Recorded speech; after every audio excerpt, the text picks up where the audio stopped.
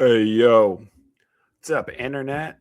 My name is Jeremy Schumacher. I am a licensed marriage and family therapist. I'm the Jer in Wellness with Jer. Thanks for stopping by at this YouTube channel in a galaxy near to all of you.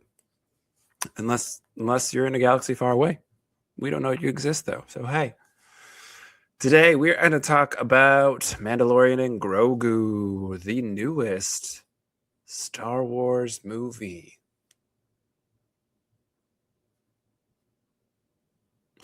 Spoilers ahead, I guess. Not that there's very much to spoil, because not a lot happens in this film.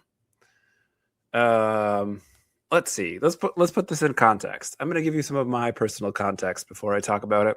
I'm a mental health professional, so typically what I do with my YouTube channel is I talk about the mental health concepts in pop culture, and it's fun most of the time, some of the time, and there's just no meat on this bone. I will get into what the Mandalorian and Grogu could have maybe done that would have been more interesting than what they did, what they like very tepidly dipped their toes into as far as like character development, a message, literally anything at all. But I do think we need some context. Maybe that will help us understand why this film was so boring. I wouldn't even say it was boring. It was just like vapid. There's no substance to it. There's a bunch of stuff happening. It just doesn't mean anything. Anyways, let's rewind. I didn't grow up in a huge Star Wars family. I'll start there. Lord of the Rings poster behind me. My posters are irrelevant to my upbringing because I absolutely was not allowed to listen to Pink Floyd growing up. That was a later find. But I grew up in a predominant like fantasy fiction family. I read Shannara series at a young age. Redwall was big for me growing up. You know, I like definitely dipped my toes into some sci-fi, Ender's Game, stuff like that. But like, I remember Star Trek being on TV when I was a kid, but my family was not like, look forward to this sort of thing. I do remember when I got to watch Star Wars as a kid. For context, if you're new to the channel, I was raised very fundamentalist, evangelical. So pretty strict on like content in our house. It felt like a big deal of like I was old enough to watch Star Wars. I think A New Hope is PG though, so I don't know what that was all about. But again, I mean, I'm a millennial, so Star Wars had been around for a while. By the time I came to it, it didn't seem particularly important or special. I've talked about this, I think, with Scarface. It's sort of my go-to example is that movie might have been revolutionary at its time, but if you grew up in an era after that movie came out, you've seen so many versions that replicate it that it's not really a thing. So like a lot of pop culture, I really didn't come into my own fandom of it until I was an older high schooler. I probably became more of a Star Wars fan before Revenge of the Sith came out. I would have been the perfect age for the pod racing nonsense that is Jar Jar Binks in episode 1. But again, we grew up pre-fundamentalist. We didn't go to movies like that, and we weren't a huge Star Wars family. So we were also like very poor. I remember seeing The Lion King in theater, and this is relevant to my review of Mandalorian. I promise. I don't know if I'll make that connection in this video, but we'll see if I can wander my way into it. We didn't go see a lot of movies when I was a kid. So I was thinking about this in taking my kids. That's the connection. And taking my boys to see this film. I was like, man, they've seen a lot more movies in theater at ages 8 and 5 than I ever did. I remember seeing The Lion King when it came out. And then I think Lord of the Rings, which would have been like 2001, right? So it's not that we never saw movies, but it was a rarity and more of a fantasy fiction family and like not popular culture, right? Like, so anyways, I don't have like a strong memory of like the first time I saw Empire Strikes Back, which in my opinion is the best Star Wars film. I can like understand why people might say Rogue One, but I'm going to side eye those people for picking a non canon film like that. I get that Rogue One is the canon, but it's not sort of, you know, and Empire Strikes Back is better. But like A New Hope is boring. I don't think A New Hope is a particularly good film. I think I've always sort of felt this way about Star Wars, that Star Wars is a cool universe and the movies aren't very good. Like I grew up, I didn't grow up. Like you knew who Darth Vader was. I remember thinking like Boba Fett was cool, but Boba Fett had 5 lines. And the only reason I know Boba Fett only had 5 lines is because I became like very good friends with a Star Wars nerd and got very much into Star Wars. Again, probably around the time my ADHD really went off the rails. So like some of that stuff is just locked in my brain for forever. But it wasn't necessarily my family that brought me into it. It was sort of this friendship in high school. I hung out with a bunch of nerds. One of them happened to be a Star Wars nerd. And like we played Star Wars board games, and Republic Commando is like a video game that I think is like an old gem and really deserves more shine than it gets. But yeah, so like I'm a fan without necessarily being a super fan. I knew who Embo was before he showed up in this film. I was excited when Cad Bane popped up in the Mandalorian series.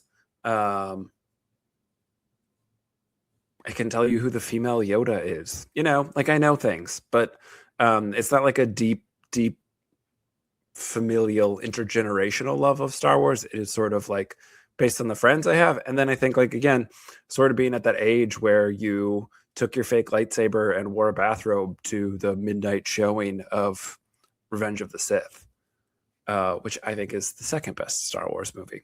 You're getting some bonus reviews in this video.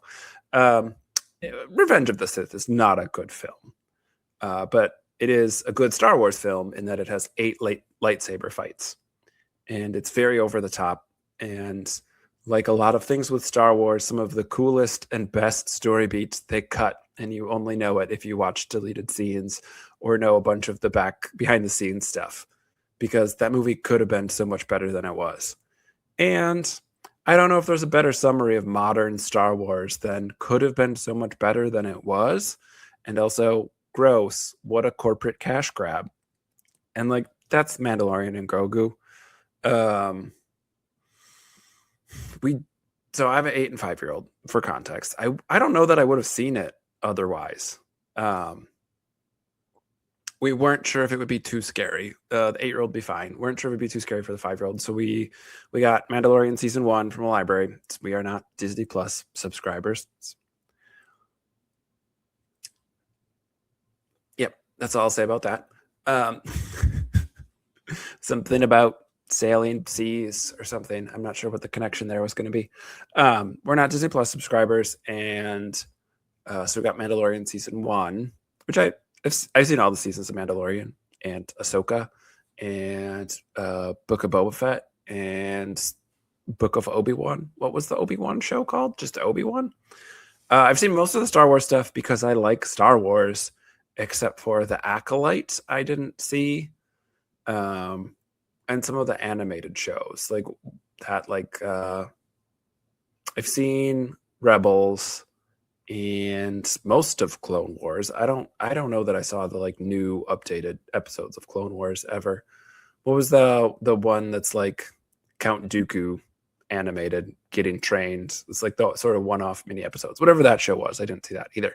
I really liked that one that was like the Samurai Sith that was animated in a totally different way. That one was great too. But again, I've sort of always been like, Star Wars is really cool vibes. It's a cool universe. And anyway, we rewatched season 1 to see if the boys would be okay with it. Our boys. And they were. And I was reminded that like season 1 of The Mandalorian was really good. Like, it's good for Star Wars, but it's a good TV show. It's interesting. It's exciting. There's character development of multiple characters. It tells like a complete story. The episodes are entertaining. It's not bogged down in lore or Skywalker drama. It's a Western set in space, and it's really good. Shockingly, that, you know, from the people who brought you Firefly, they could do a Western set in space. and it worked, and it was really good. And one of the problems with Star Wars is it continues to not get out of its own way and make everything about the Skywalkers. I will say Mandalorian and Grogu did not fall into that. Cool. But season 1 of Mandalorian is really good. And from what I recall, we did not rewatch it. We did get it from the library. Support your local library. They've got really great stuff. You just go rent stuff. It's lovely. We did pick up season 2, and just between having kids and limiting screen time, we didn't have time to watch it before the new movie came out, but it didn't seem particularly relevant. I was guessing the movie would stand alone okay. And I was correct in that, as much as it's a movie. But there wasn't really like a deep lore that you needed, which again, I would sometimes criticize that. Season 2 is pretty good. Far and away the coolest Luke Skywalker has ever looked. He is not the hero of Star Wars. Anakin is. And Luke is a whiny little baby the entire series. And except for cutting through the dark troopers like butter, when literally everybody else that we'd been introduced to in the Mandalorian galaxy could not handle the dark troopers. And like, that was objectively a cool moment and a good payoff, and put the Jedi into perspective in a way that like a movie that has 1,000 Jedis never could. And so even season 2, as it got a little Skywalker-y, was like, okay. And then you sort of had to watch like the Boba Fett show to get some stuff. And I don't know where in the Star Wars chronology it was, but like maybe to the point where we're like, oh shoot, Grogu's gonna get killed by Kylo Ren because he went off to train with Luke. And so again, like, I'm not deep in like the extended universe fandom. I didn't grow up reading about like Han and Leia's kid, Jason or whatever, but like with a C or whatever his name was supposed to be. But I do know, a lot of the characters, and I knew who Embo was, and I'll be excited if they ever let Bosk show up. And I know like just a lot of the bounty hunters like Zuckuss and Forlom, and I know people because my friend had a bunch of Star Wars books and encyclopedias, and I grew up reading encyclopedias, so it just sort of have that stuff. Again, enough where like when Cad Bane showed up, I was like happy. But I think the Mandalorian started to go off the rails. Season 2 was still very good. Season 3 was not. And also like all the tie-ins, right? Then it felt like corporate synergy, like homework. You needed to watch all these shows to be up on it. Book of Boba Fett wasn't good. It just wasn't a good show. I don't even mind like the air scooters or whatever people were mad about in that show. It just sort of took a cool bounty hunter character and made them like a tweener sort of anti-hero. I don't know. Again, like my issues with Book of Boba Fett and my issues with Obi-Wan were they didn't need to exist. And if you want to be like, we did need another scene between Obi-Wan and Anakin because there's a plot hole, fine. But like, I don't know that we needed it. I'm very, very happy that Hayden Christensen got his flowers and has been able to be appreciated in his role as Darth Vader in the show and get to do some cool lightsaber fights, because he's still very good at lightsabering. And like, that's cool. And he had a rough go of it in Star Wars. I would love to think like Daisy Ridley and John Boyega will get that someday, but I don't think so. Again, I think if you go back and watch Revenge of the Sith, it's a fun movie. I think pod racing has always been cool. Jar Jar Binks has never been cool. And I think we don't need to talk about episode 2. It's rough and coarse and gets everywhere. I can hold space for like Jar Jar as like the C-3PO. I imagine in 1977, C-3PO was really hated and obnoxious. I wasn't around then. I did not go look for old newspapers to see how people felt about C-3PO. But like, yeah, C-3PO is annoying.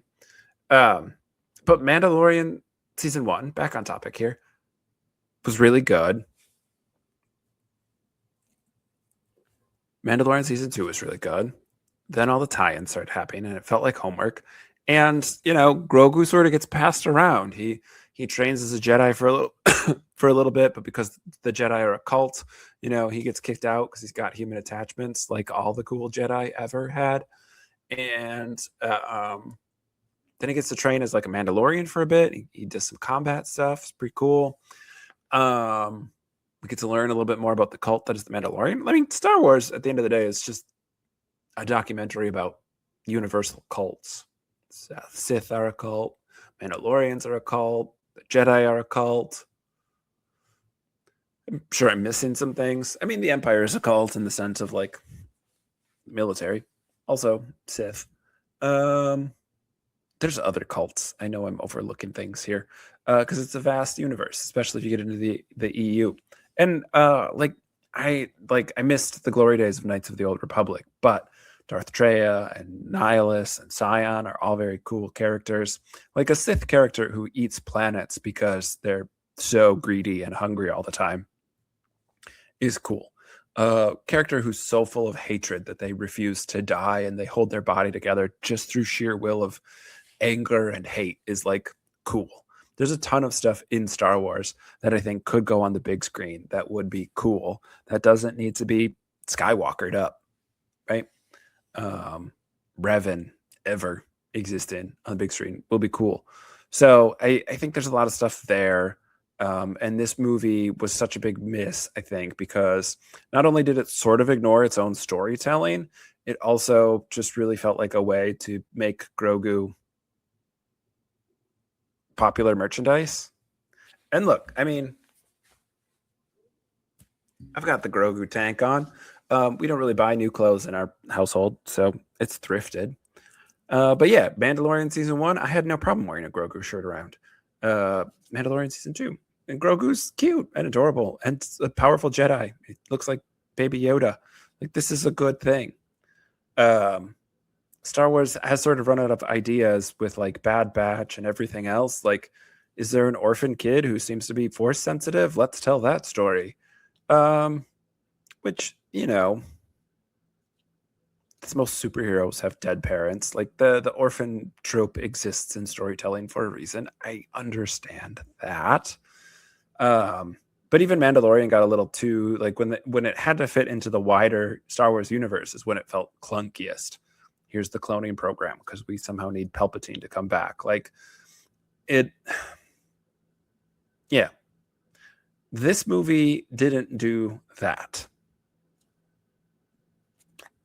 I will give it credit for not being too clunky, trying to tie into the larger Star Wars world. Zeb is in it. From Rebels. Cool. Good to see him.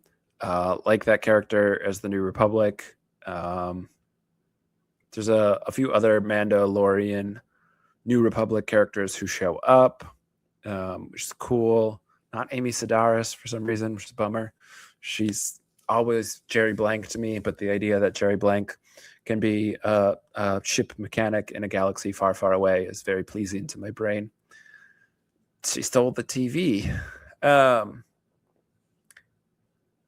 So again, I would have been critical if it would have gotten too clunky. It didn't. It wasn't clunky. Not a clunky film. Very no rough edges. Because my actual review, 20 minutes in here, is this movie wasn't about anything. And very much like Book of Boba Fett, didn't have a story to tell. Just wanted to sort of capture a moment of this character's really popular and Disney needs some good press and or more money. I don't know.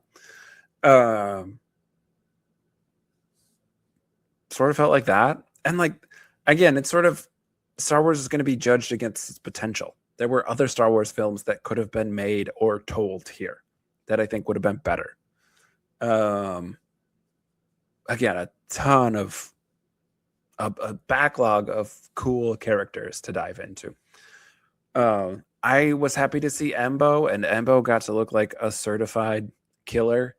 And sometimes I think the Star Wars bounty hunters are a punchline and a bit of a joke. So in a universe with Mandalorian, where he's very feared as a bounty hunter, it's like good to see other people. He knows who he didn't know Embo by name, but he knew what type of species Embo was, and he knew about Embo's culture. So like that was cool. I guess really all I have to say that was good about the movie was I liked to see Zeb because I loved Rebels, and Embo was cool. I didn't like Grogu in this movie. I didn't really like Mando in this movie. Um, they like infantilized Grogu again. Again, Grogu, if you've watched the shows, all of them, corporate synergy, Grogu has at this point trained as a Jedi for a little bit. He spent time with Ahsoka and Luke Skywalker, and then he trained with Mando as a Mandalorian foundling. He's had a bunch of training, both in the Force and in physical combat, and in the martial ways of the Mandalorian. And they just sort of ignored that. At one point, he had a robot that could talk for him. Limited, just yes and no's, but like, again, he's had character development. He's progressed as a character. And they're just like, what if he's still just really cute and still eats things? Because I think that's what people really like about him, is he's cute and he eats things. Let's do that. You could be like, Jeremy, you hypocrite. You did spend money and you went and saw this movie on opening weekend on a holiday, and you're a hypocrite. And like, that's fine. I didn't spend money on it because I had a bunch of movie passes from being a Marcus member, but I should get some popcorn. I also had a bunch of points saved up for that. I like to go see movies. And yeah, I don't know. Again, I don't know that I would have seen it if my kids didn't want to go see it, but they like Grogu. And it did seem to have sort of the intellectual and emotional depth appropriate for a 5-year-old. There were scenes that I wouldn't recommend for every 5-year-old because there's some scary stuff. What I think had to have happened, and again, corporate synergy here, I think this movie had to have been decided upon at a time where Disney was like, what's our best bang for buck? Let's do that. Let's get a win. Let's keep it simple. Let's make a shit ton of money and like be out of the headlines for any bad reason. And again, like I sent a bunch of people the Onion article that was like, Disney loses $900 million by not naming this movie Baby Yoda, which like I sort of agree with, but it felt very much like, let's sell Grogu here. He's cute, he's adorable, he's marketable, easy win, simpler times. We're not trying to be progressive, but we're also not going to be openly fascist anymore. I don't know. The last Star Wars thing I actually watched was Andor season 2, which was so good. And then I rewatched Mandalorian season 1 just to prep for this movie, which was also very good. And yeah. So what is the movie actually about? The New Republic wants to be in favor of the Hutts, and therefore the Mandalorian has to go save Rada the Hutt, Jabba's son. Which, like, I'm okay with that. Rada the Hutt shows up in Clone Wars, I think, one of the animated cartoons in Clone Wars. Yeah. So, like, established character, but, like, years later, we see him as sort of a baby Hutt. We know who Jabba is, but it doesn't need to be bogged down in clunkiness because Jabba's not still a character. It doesn't need to get Skywalkered, is my point. So, fine. Simple premise, could work really well in Star Wars, keep it from being too clunky. It gets weird right away. The world that Rada is on doesn't feel particularly Star Wars-ian. And again, your mileage on that may vary depending on how much you liked episodes 1 through 3. Coruscant is like a thriving, lively city. My big issue with the city was not like some of the neon lights and the brightness. It was very much that like 99% of the extras were humans. And it really did not feel like a Star Wars film, taking in everything around it. There were the Hutt planet felt good and alien and like Star Wars, and sort of like Star Wars is like, what if you took a 1970s Firebird and put it in space, right? Like there's like an old retro feel to it. as a millennial, as somebody who came to Star Wars second generation, right?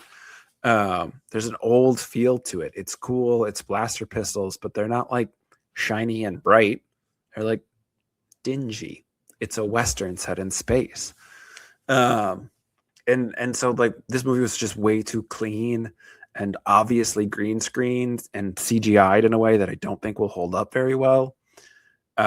Which again, it just I think speaks to the cash grab of it. This isn't the legacy of Star Wars at stake. This is sort of like, let's do an inoffensive film that's going to turn a lot of money and like no one will remember it. And we're not like we're not doing storytelling in any interesting way that limits us in the future with any of the characters that we care about. Because again, nothing of import happens. The Hutts, who are Rada's aunt and uncle, are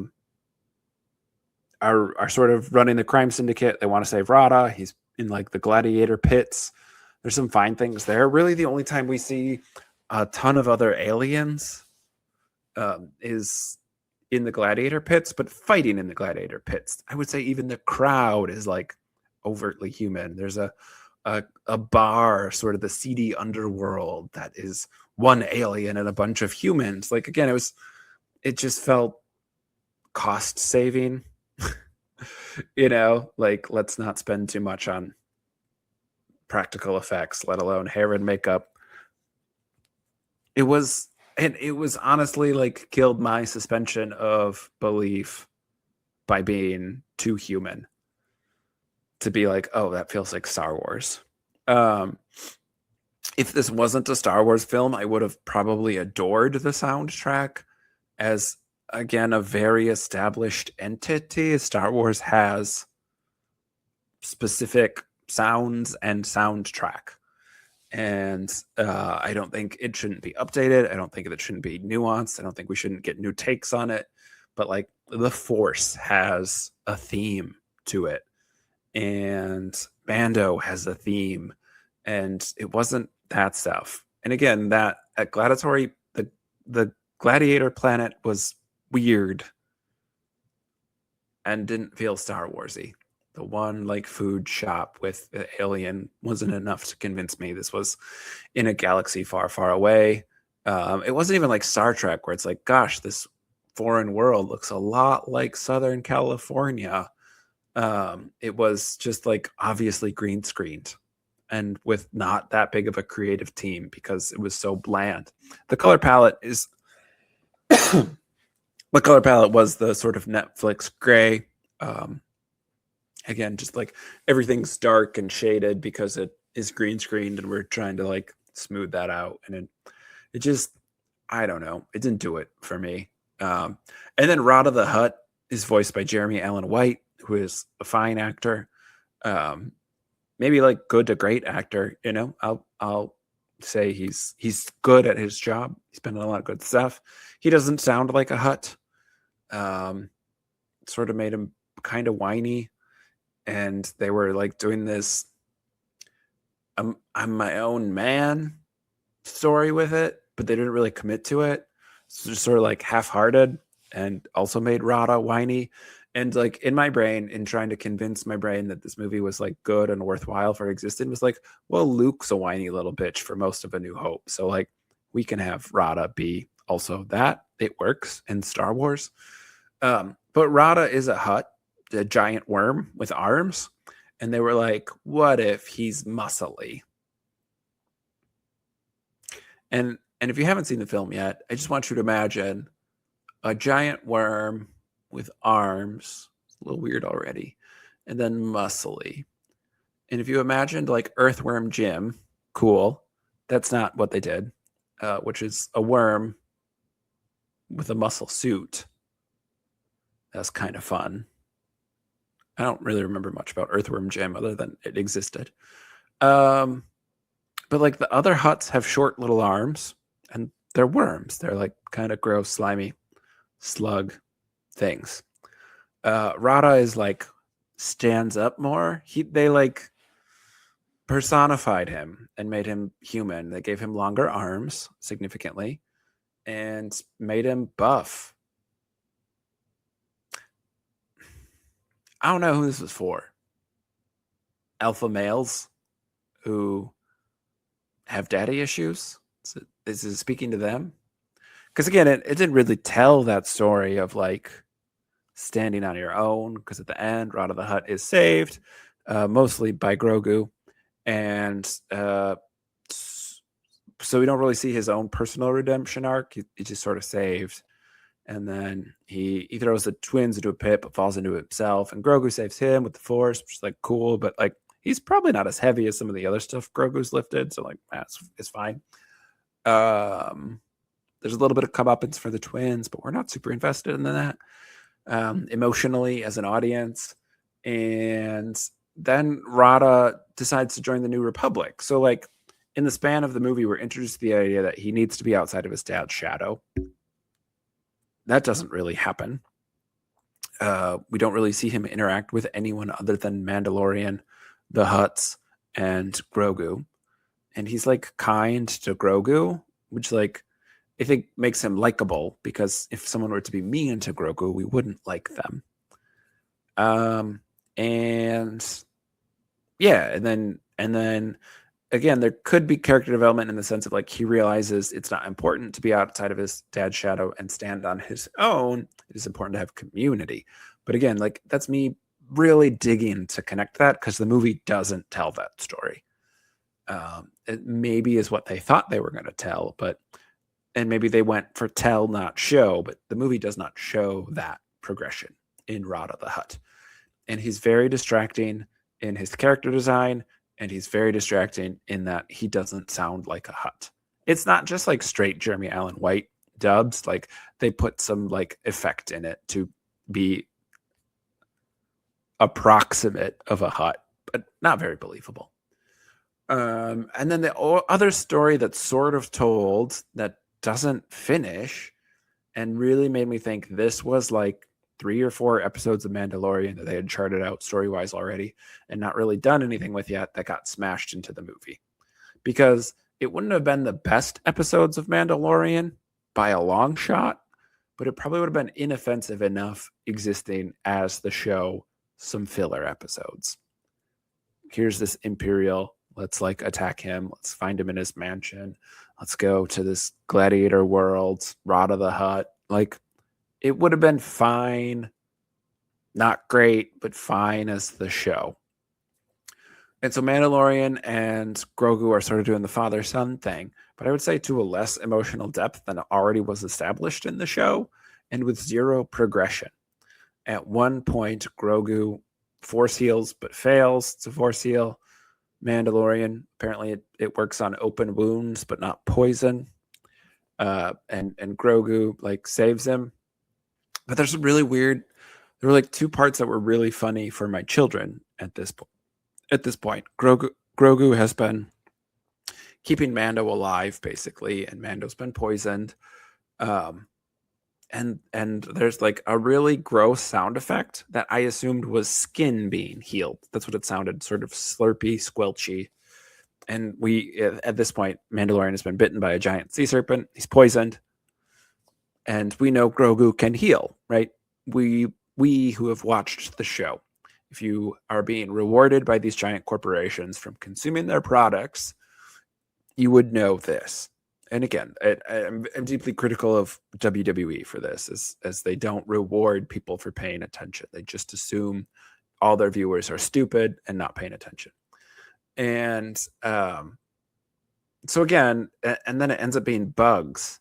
And then when Grogu does get around to healing Mandalorian, it is the same sound effect. It's a very distracting sequence of events.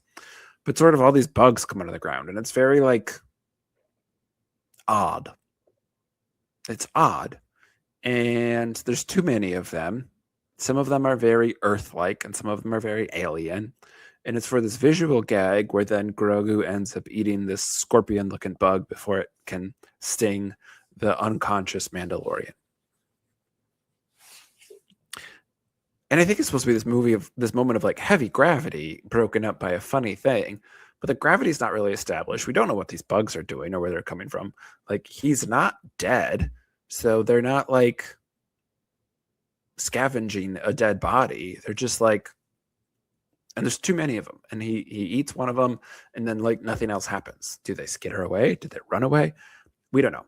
He builds this little shelter. It's Grogu sized, not Mandalorian sized. And then there's this gag where he's force moving Mando into this sort of shelter he's built for him, and he doesn't fit fully. And like of the humor in the film, that was maybe the closest to like getting a laugh from like my partner and I. The children thought it was hilarious, so fine. Again, it's for them, great. I don't have an issue with that. But again, like I think there's supposed to be emotional depth there. Like if Mando dies, what happens to Grogu? And it just didn't feel very, for stakes that in theory are that high, it didn't feel that serious. And so Grogu finds help, sort of backwards, because Embo has to speak because Grogu can't, but we can't hear Embo speak. It's a whole thing. Whatever. There's a native on the planet who gives Grogu this thing. Jin Djarin is saved. It's like Jin Urso is like where my brain was pronouncing it. Just confusing characters there. Not characters, just pronunciation. He's just Mando in my head, you know? And Mando gets up and they're like gonna go save Rada, which was the mission from the get-go, and take out the Hutts, which like is now at least somewhat justified because they hurt Mando. So fine. And at one point, Mando's like, the old protect the young, and then when it's time, the young protect the old. This is the way. And like, I think that's supposed to be profound. But again, the movie didn't really earn it. The movie didn't earn any profoundness because nothing it did had any emotional weight. And so again, like you're happy that they take out the Hutts, but it's then at that point, like, let's call in a whole X-Wing squadron. And like, why couldn't we have literally done that at nearly any other point? Why was Zeb only around for parts of the mission and not the whole mission? We sort of established the Hutts had a lot of firepower, so it was fine. There was a B-1 battle droid, which again, like, if you know Star Wars, you know what a B-1 is. Even if you don't know that it's called a B-1, you would recognize it because it's a very big deal in episodes 1 and 2 and 3. That is like Kraven the Hunter. I don't know. It's got like a face paint on and like a animal hide. It's some sort of savage hunter, and not like Savage, which would be cool. See what I did there? Star Wars puns. And again, like just very distracting. Like, is that a character development that got cut? Is it that on the Hutt world these droids are so like old and never updated their programming, so they're just sort of like wild now? Is it just so they can sell that character as like a figurine somewhere? I mean, it's probably the last one, right? And yeah, then the X-Wings come in and they blow up the Hutt world, and Mando and Rada and Grogu escape. Embo, thankfully, also escapes. Let's keep some of those villains hopping. Cad Bane's still out there in a Bacta tank somewhere. I guess I haven't watched all of the Star Wars shows, so maybe something else happened to Cad Bane. And maybe season 3 was so forgettable that like just missed it. There are 4 seasons. Even now in my head, I'm questioning like, wait, how many? We had the Dark Saber season. Yeah, what a mess Star Wars has become, where it does again feel like homework to keep tabs on it instead of like, these are characters that I'm super invested in. And I just watched Mando season 1, so I would at maybe after season 2 the movie would have landed better. A better movie than this. They couldn't have done this movie at season 2. This movie almost could have worked at the end of like, I don't even know that it made sense at the end of season 1 because it feels like Grogu regressed. So any of the character progression didn't really make sense. I don't think Rada is a winning character unless Jeremy Allen White is like a huge Star Wars nerd and wants to be really involved for a long time to come. Like, I don't think anybody's be clamoring for like, give us the giant muscly worm guy. I think I would have loved him better if he was like gross like Jabba, and then just like agile and athletic and like did his little rolling maneuver like Brad Pitt in Troy, where he has sort of a finishing move, like it's a pro wrestling gladiator thing. I can get behind that. I love pro wrestling. Again, I think Rada could have been fine if they hadn't made him look like a jacked human, which was a weird choice. Like Disney's like, Chris Hemsworth is popular because he does steroids. Why don't we just give this Hut steroids?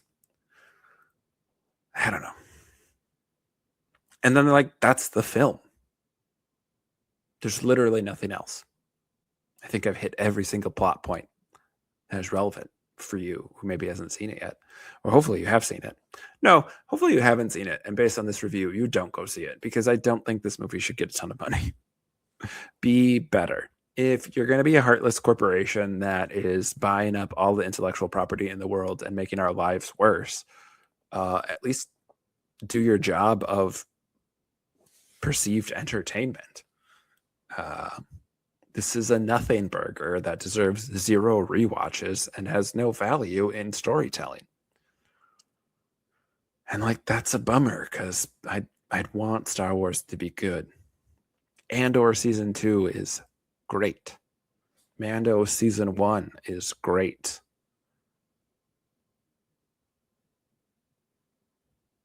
Episode 5 is great. Episode 3 is not great, but I want it to be. I don't know. And like Clone Wars starts slow but gets really good. Rebels is really good. Like, we know, as much as I can be like, ugh, this IP that they've squeezed every last cent out of, we know it can be good. I mean, the sequel series is awful. Episode 7 through 9 never need to be spoken of. Bad films, bad storytelling. What a mess of direction that Disney did there. Rey could have been cool, wasn't. Finn could have been cool, wasn't. Poe could have been cool, wasn't. Just the whole thing. Just the whole thing. Not good. So again, Star Wars, I guess, has at least established in canon that it can be either really good or really bad. This was so nothing as to be like, I wasn't even like, I went in with low expectations and was still disappointed, but not like angrily so. I'm angry about episodes 8 and 9. Like, they're bad in a way that like draws my ire. This movie doesn't draw my ire because there's no emotional response to a movie that had no emotional stakes. And that's just where it's at. What a bummer.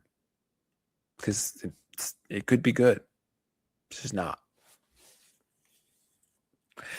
I also could be done with like Force-sensitive orphan stories for a while. Star Wars, can't we do anything else? At least there's no like embarrassing Leia as a child chase. But, you know, we could do something else.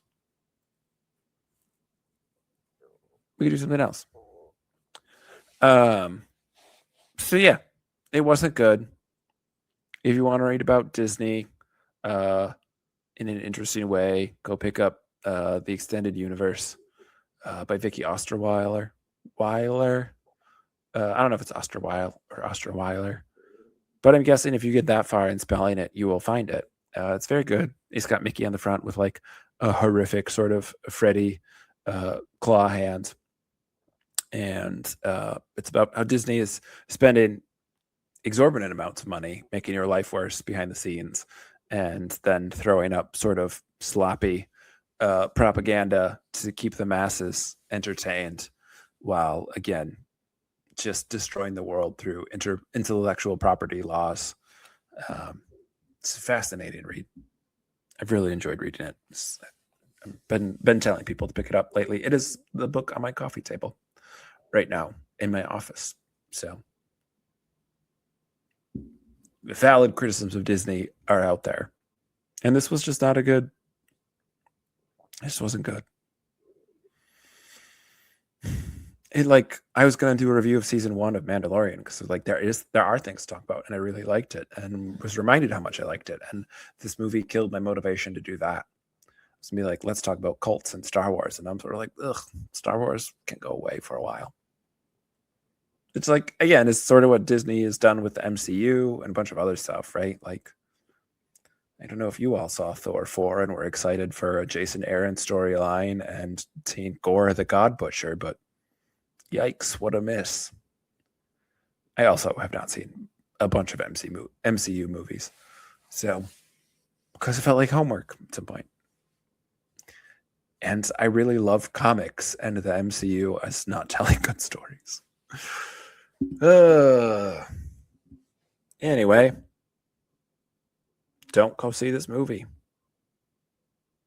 If you have like an 8-year-old who really likes Star Wars and has the Razor Crest in Lego form, you can go see this movie because that's what I did. 5-year-old was fine, a little scared at some points. But even my 8-year-old was like, that wasn't as good as the Mario movie. And my 8-year-old said of the second Mario film, it wasn't as good as the first one. So again, it's not like you can just throw slop at kids and expect them to like just consume content all of the time. Like at 8 years old, my kid's like, this one has a better story.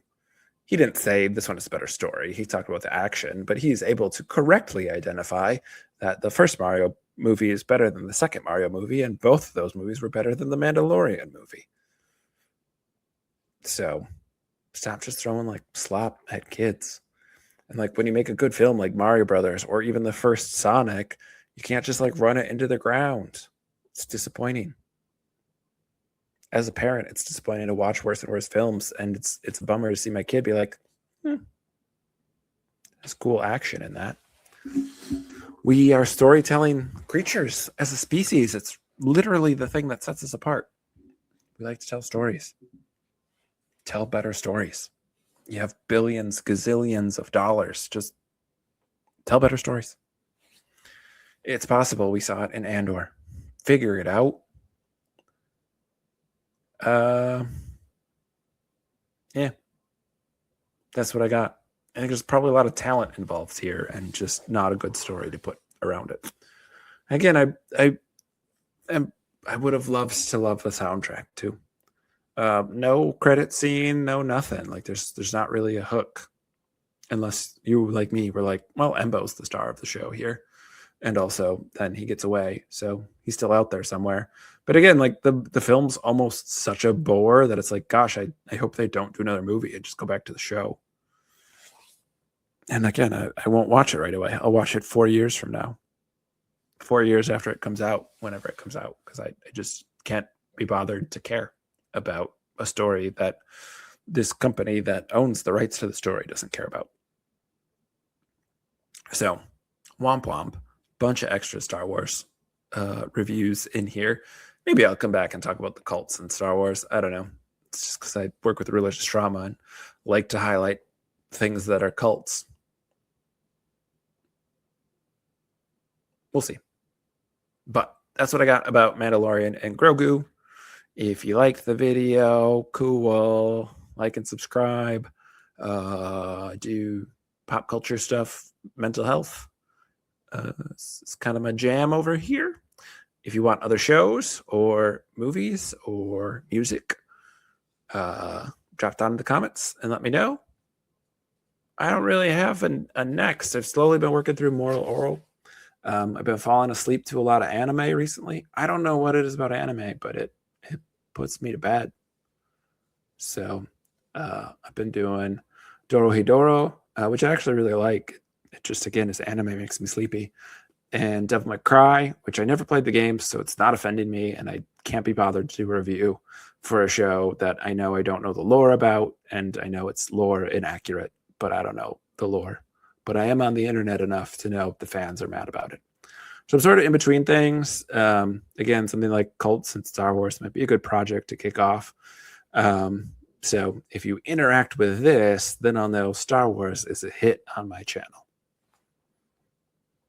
Something, algorithms be with you. All right, y'all. That's what I got. Take care of yourself. Take care of somebody else. Peace.